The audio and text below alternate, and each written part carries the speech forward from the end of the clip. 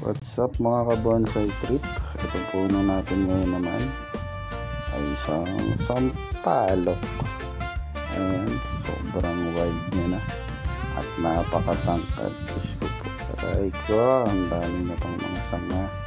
Nag-wild na siya. So ang plano ko po dyan ay siguro ima-markup na lang po natin dahil masyado siyang leggy.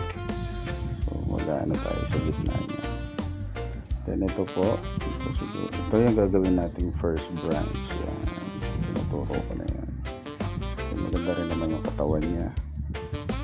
May mga dalawa na rin naman kahit paano. So ito, dito tayo gagawa ng apex. So from seedling po yan, no? Napabayaan lang talaga. So ayan, mag-branch selection muna tayo dito. Para ayan na pala, ang bilis. Aray ko. So ayun na, pagpilihan na po natin yan. And then yan sa kaliwa, hayaan lang po natin siya mag-wild para makahabol naman sa first branch yung sanga niya. Ayan. So haba niya. Ayan, dali.